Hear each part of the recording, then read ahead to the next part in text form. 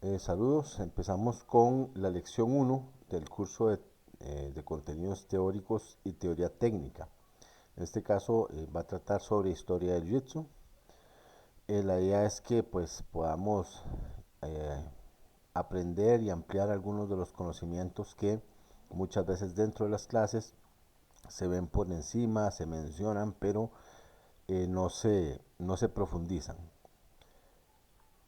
Eh, para empezar, tenemos que los objetivos pues de esto, de, este, de esta lección es conocer de forma breve y sencilla el desarrollo histórico del Jiu-Jitsu desde su origen hasta la actualidad.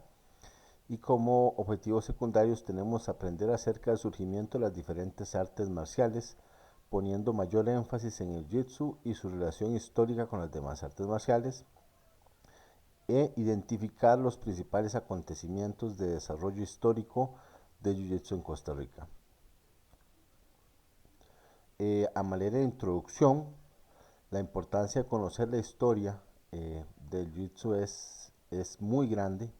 Primero porque permite conocer el origen de lo que se está aprendiendo, pero también el conocer el origen, la historia y ese desarrollo que tiene el arte le permite al practicante tener un pensamiento más crítico de lo que hoy aprende y también de cómo puede mejorar el futuro de nuestro arte marcial, de nuestra disciplina, a través del conocimiento de las virtudes y los errores que se han tenido en el pasado. Esta cita que les puse aquí, dicen que la historia se repite, lo cierto es que sus lecciones no se aprovechan. Lo escribió Camille C., no sé cómo se pronunciará bien, pero es el nombre de la persona que lo escribió, y es importante que tiene esa enseñanza profunda de que el que conoce la historia puede aprovecharla para eh, utilizarla como un apalancamiento para el futuro y también para evitar que esos errores que se cometieron en el pasado se vuelvan a cometer o se repitan. También se debe separar la historia como ciencia, o sea, los conocimientos basados en hechos, en fuentes fidedignas, también de esos mitos o historias que muchas veces son populares en diferentes dojos, se puede popularizar en medios, digamos, redes sociales, en videos, etcétera, pero que no son realmente historia como ciencia, no es una historia basada en hechos bien sustentados, sino más que todo a veces son historias creadas, pero que no tienen un verdadero fundamento histórico que pueda basar y nos dé a entender realmente el origen del arte marcial, en este caso Jiu-Jitsu. El surgimiento de las artes marciales. Empezamos con esa parte. Primero, las artes marciales nacen, digamos, con el ser humano, pero no de manera inicial. En el periodo nómada, que es la mayor parte de la historia nuestra como humanidad, fue muy pacífico. De hecho, ahí aparece una imagencita de un arte rupestre en donde aparecen animales y personas, y generalmente el arte rupestre es como la mejor manera de saber qué era lo que sucedía en esas épocas, además de pues, otros hallazgos arqueológicos. Y lo que se sabe hoy es que durante el tiempo en el que el ser humano fue nómada, hubo muy poco conflicto y muy poca riña entre las diferentes tribus que existían. ¿Por qué razón? Bueno, porque habían pocas personas, ¿verdad? O sea, la densidad de población era baja y pues el nomadismo también no permite la acumulación de cosas, entonces tampoco las personas tenían esa intención de tener más que lo que necesitaban, entonces fue muy pacífico durante ese periodo que es la mayor parte de la historia del ser humano. Después se viene este acontecimiento que se llama Junger Dryas, que es un acontecimiento climático aproximadamente en el 8000 a.C. No se sabe las razones, pero hay un cambio climático tras el último de hielo que tuvo el planeta. Durante 100 años ya la temperatura, perdón, después del deshielo ya estaba tal el clima como nosotros lo tenemos hoy. Sin embargo, algo sucedió, se cree que al mismo deshielo lo provocó, las temperaturas volvieron a bajar a las temperaturas normales de la era del hielo anterior en cuestión de 100 años. y posteriormente a ese enfriamiento tan rápido, en cuestión de 20 años volvieron a la clima que tenemos hoy. Entonces fue como una especie de pasteurización que sucedió a nivel de planeta y que fue la que hizo una extinción masiva, principalmente de los animales más grandes y de muchas plantas que eran la fuente de la alimentación de estas primeras personas eh, que eran nómadas. A raíz de este acontecimiento climático nace la agricultura y nace el sedentarismo.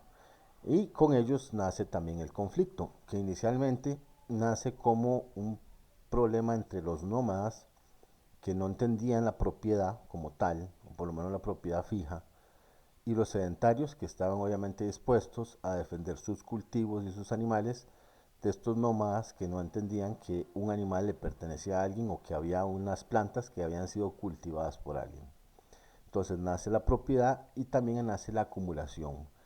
El nómada al llevar todas sus pertenencias no podía simplemente ir llevando todas las cosas. Entonces no podía acumular más que lo que podía llevar, mientras que cuando el ser humano se volvió sedentario, pudo simplemente tomar la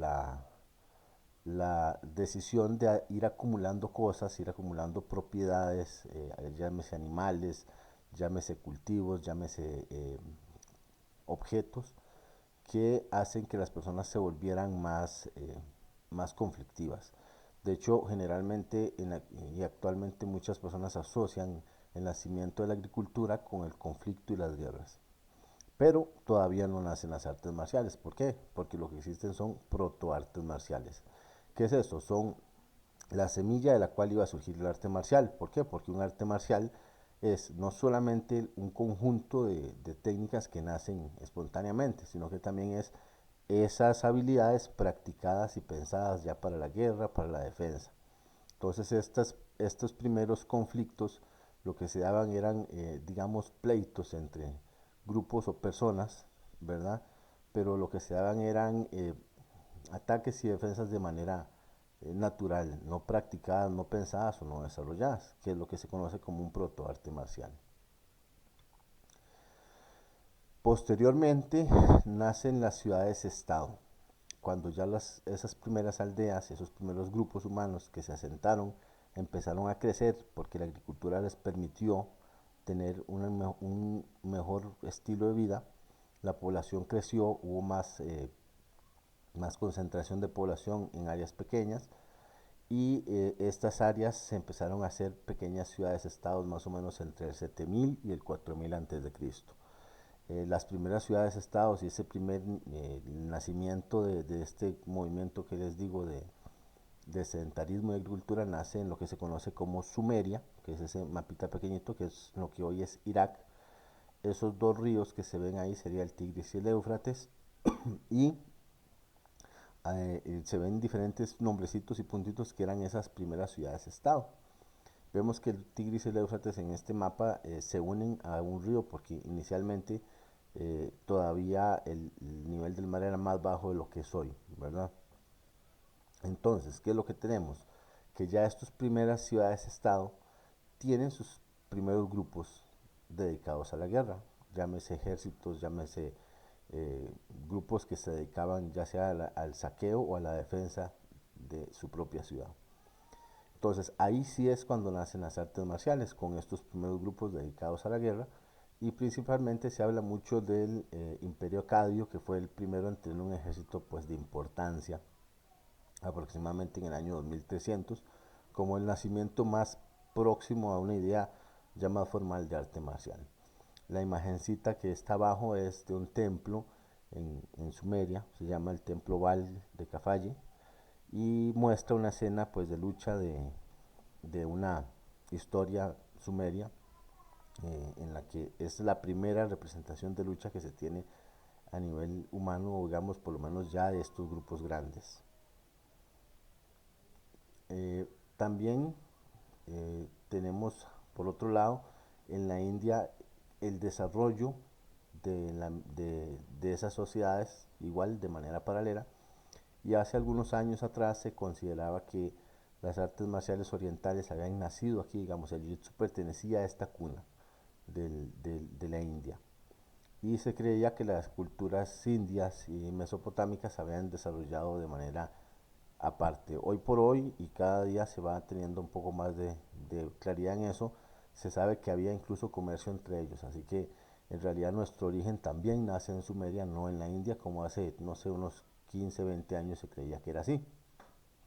La primera cultura, que se llama la cultura del Valle del Indo, perdón, es una cultura muy pacifista, no se ha encontrado ningún tipo de evidencia que se vea belicismo en esta cultura, sino hasta la cultura védica, que es la cultura más actual que nació en la India, que es aproximadamente el año 1750, ahí sí ya se observa, digamos, la parte del arte marcial, el Bhagavad Musti Yuja, que es el primer arte marcial propiamente indio, y el Kelaripayat, ahí creo que hay un errorcito en la escritura, pero es Kelaripayat, es un arte marcial también indio que incluso existe hoy por hoy.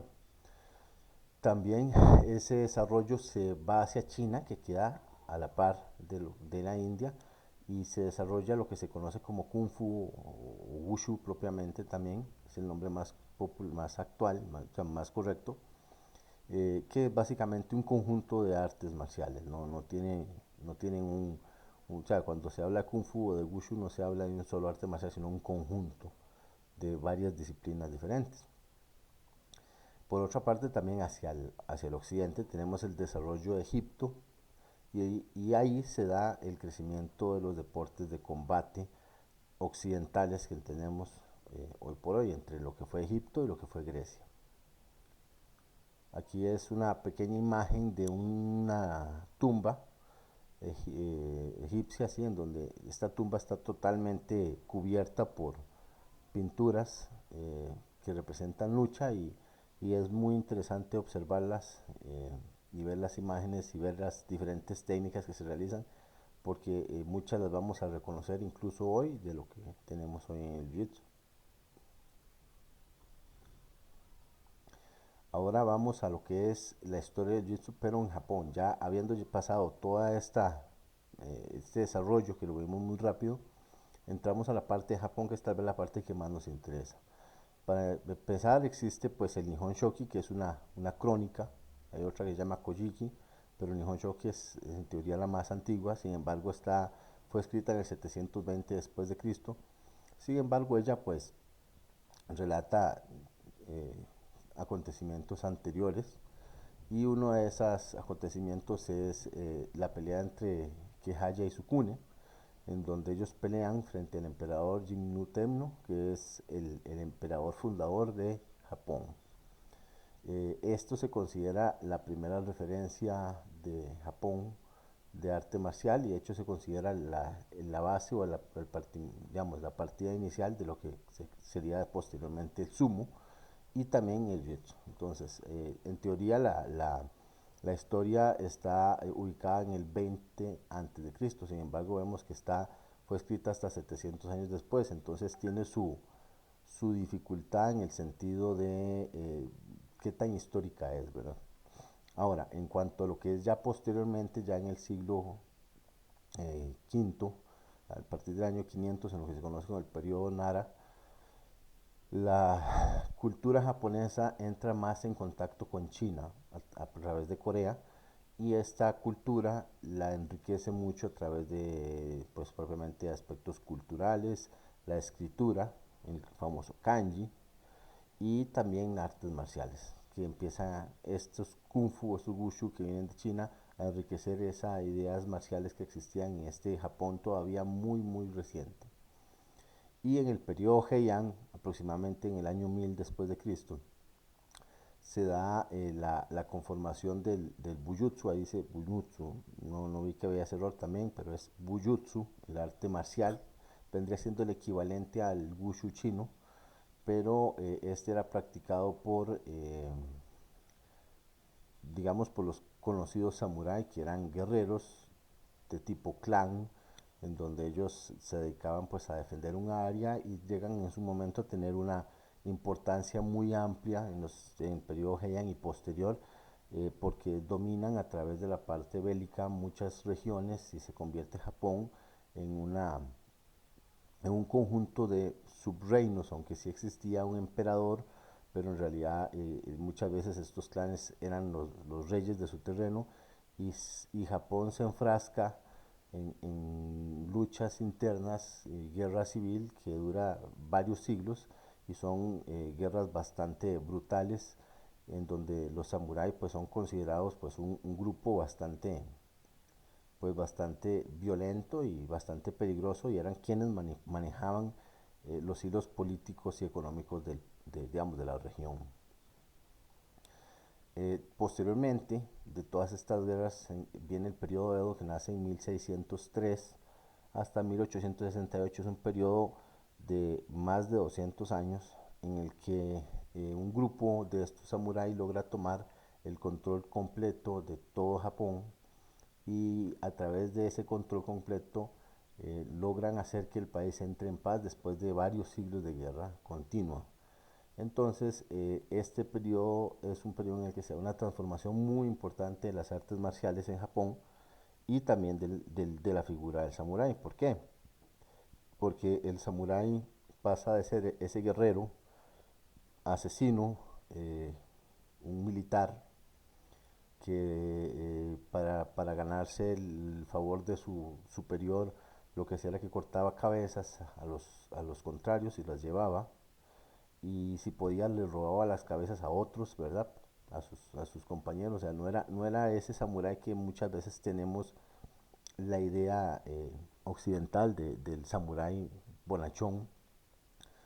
En este periodo es cuando entra esta idea del samurái, porque ya no haber guerra y estar en paz, se encuentran con el problema: ¿qué hacemos con todos estos guerreros que lo único que saben es hacer guerra y matar? Entonces, los encargados, los llaman los shogunes y todo su aparato administrativo, se ocurre empezar a ocupar a estos samuráis en cuestiones de cultura, que aprendan, y es donde viene esta figura samurái que vemos hoy del guerrero sabio, filosófico, que se tiene en Occidente.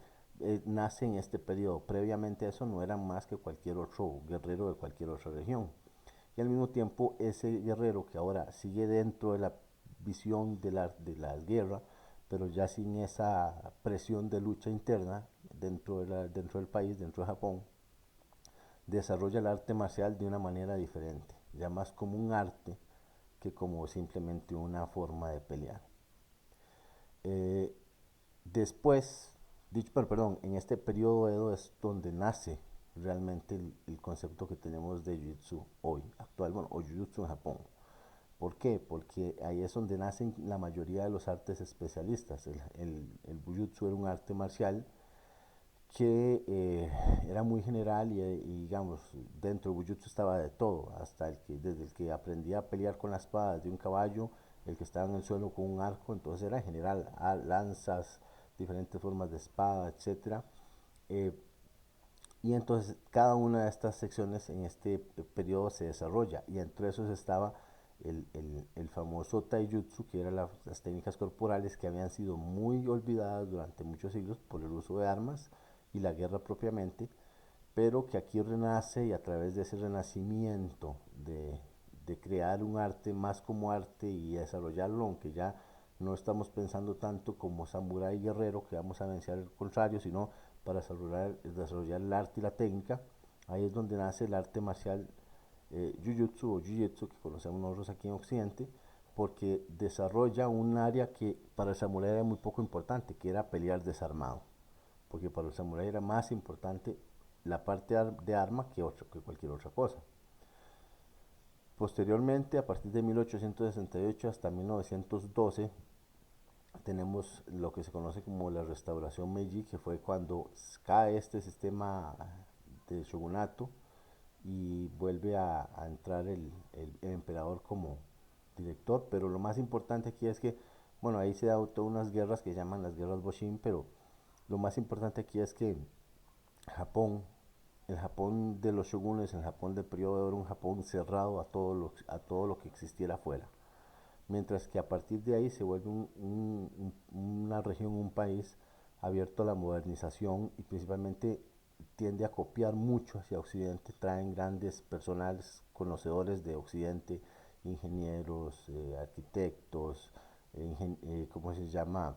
Personas que desarrollaron el país y muchos japoneses salieron al exterior a aprender todo esto y desarrollan a Japón en esa época de una manera muy importante y todas estas corrientes de crecimiento y de modernización también tocan al arte marcial. En 1882 es cuando nace el Kodokan Judo, inicialmente con una forma de Jitsu más, pero que con los años terminará convirtiéndose pues en el referente de todas las artes marciales y que posteriormente terminaría siendo un deporte olímpico totalmente apartado del Jiu-Jitsu, que en ese momento todavía era igual. Y también nace esta institución que es el Dai Nippon Butokukai, que era una sociedad que buscaba preservar las artes marciales clásicas de Japón. Sin embargo, también al mismo tiempo fue una manera de unificar a través de mismo Kodokan a todos estos otros maestros que pertenecían a otras corrientes y se sentían acobijados sobre ello, pero igualmente tenían mucha influencia por parte de Kodokan.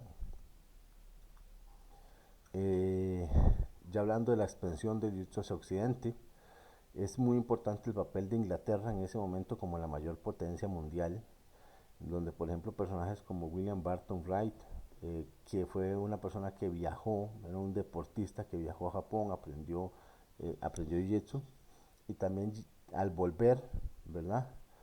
Llevó a algunos expertos de jiu-jitsu a Inglaterra, como Sakazu Yenishi, como Yuki Otani, ¿verdad? Hubo varios que viajaron e incluso dejaron libros hechos. Inicialmente, pues, si nosotros vemos estos libros, están muy enfocados a proyecciones y a luxaciones únicamente, casi no patadas ni golpes.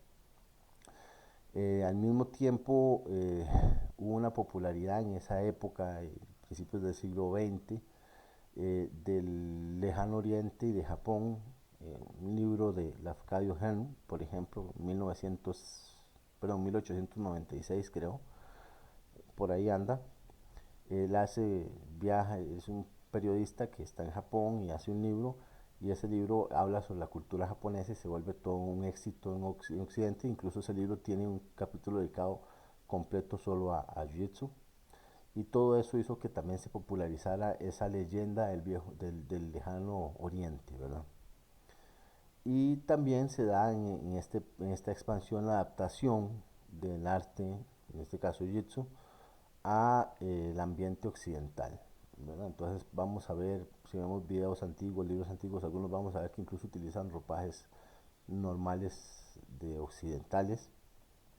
Aquí vemos, por ejemplo, una imagencita de la portada de un libro de la señora Watts, que es un libro bastante interesante, creo que es de 1905 este libro, entonces también es una referencia muy importante junto con el de Uyenishi, que también por ahí anda por esas épocas, que son libros que nos muestran un poquito las diferencias y algunas de las partes técnicas de aquel momento, en lo que algunos dirán que tal vez podrían decir es que eso es judo, pero en ese momento ni judo ni jiu-jitsu eran algo separado, eran juntos, de hecho vemos que el libro dice el buen arte del jiu-jitsu, bueno, el jiu-jitsu. Al mismo tiempo también tenemos a Mikonosuke Kawaishi, quien, bueno, viajó en 1920 a Francia, perdón, a Estados Unidos, estuvo en Nueva York, ¿verdad? Creo que en Florida también, ahorita no tengo muy claro, pero no logró afianzarse, también estuvo en Inglaterra, pero en 1938 llega a Francia y ahí es donde él se afianza y el crecimiento que tiene ahí es muy grande y da esa expansión en ese momento Jitsu y Judo juntos a toda Europa, incluso América, porque él es quien envía a Andrés Koleschini, un belga, parece nacido en Finlandia y probablemente de origen ruso, que viaja a Cuba en 1951 con la misión de introducir en ese momento la disciplina a, a Cuba y crear la Unión Panamericana de Judo, que lo hace en 1952. Él funda en La Habana el club que se llama La Habana Jiu-Jitsu Club, y es el maestro de Orlando Madrigal quien lo trajo a Costa Rica en 1955, que es quien aparece en la fotografía que está a la par. En cuanto a lo que es ya Jiu-Jitsu en Costa Rica, tenemos varios periodos que podríamos identificar. Primero hablamos del periodo integrado. ¿Qué es este periodo integrado? Pues es cuando el judo y el jiu-jitsu eran lo mismo, básicamente. Si bien es cierto, en ese momento se decía, bueno, jiu-jitsu es defensa y judo es deportivo, en realidad entre 1955 y 1964 esa diferencia no era tan clara. Incluso los cinturones negros que nacieron en esas épocas eran cinturones negros de ambas cosas, no era que se practicaban por aparte. Entonces este primer periodo integrado es un periodo más difuso de la historia del jiu-jitsu en Costa Rica propiamente. Mientras que el periodo separado, que ya es de 1965 a 1984, se da ya propiamente la separación ya técnica del jiu-jitsu de lo que era el judo. ¿Por qué?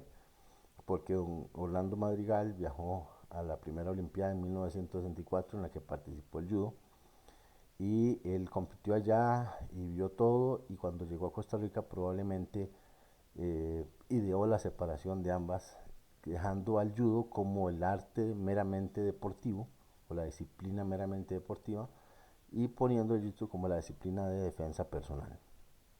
En este periodo es cuando nacen los primeros programas de jiu-jitsu. Nace un sistema de grados particular para el jiu-jitsu, en el que por ejemplo no existía el cinturón negro, sino que el equivalente era el cinturón rojo, y nacen esos primeros cinturones rojos en el año 1967, algunos de los cuales ya eran practicantes habituales del grupo anterior, digamos, de la Academia Costarricense de Jiu-Jitsu, en donde todavía se entrenaban las dos cosas juntas. Algunos de ellos ya tenían grados en judo, pero que se graduaron en jiu-jitsu y fueron los que desarrollaron el arte. ¿Como quiénes? Bueno, como puede ser Justo Pastor López, Carlos Colón, y principalmente eh, Rivera. Ay, se me olvidó el nombre de Rivera.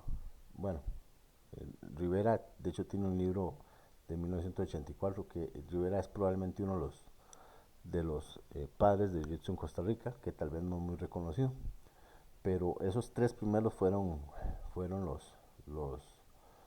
los que junto con Don Orlando mismo propagaron, y ya después en el 69 salen otros profesores también cinturones rojos, etcétera, y ahí va creciendo ¿cómo se llama? El jiu-jitsu desde la parte técnica. Sin embargo, sí hay que tomar en cuenta que también nacen los primeros programas técnicos entre el 65 y el año 84, por ahí es cuando están esos primeros programas técnicos que están basados netamente en defensa personal. Posteriormente, en el periodo organizado entre 1986 y el 2010, tenemos que como principal factor está la fundación de la Federación Costarricense de Jiu-Jitsu. No es ninguna de las que existen hoy, era la anterior, y en ese periodo pues el jiu-jitsu nacen nuevos programas, se da el deportivismo que no existía, como les dije anteriormente, ya no existían la idea de competir en jiu-jitsu, porque el jiu-jitsu era netamente defensa personal en su momento, y se dan los diferentes campeonatos, se da cuestiones de arbitraje, cosas que eran impensables previo a este periodo. Es un periodo en el que relativamente el jiu-jitsu se mantuvo muy estable.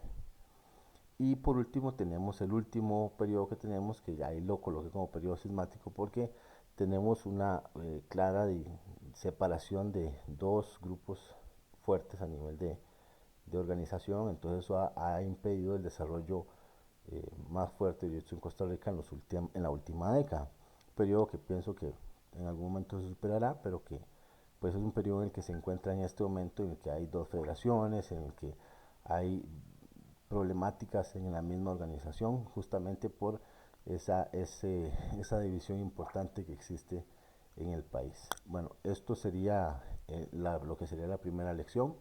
Recordarles que se les va a pasar el link para la autoevaluación, y pues nos vemos para la segunda clase.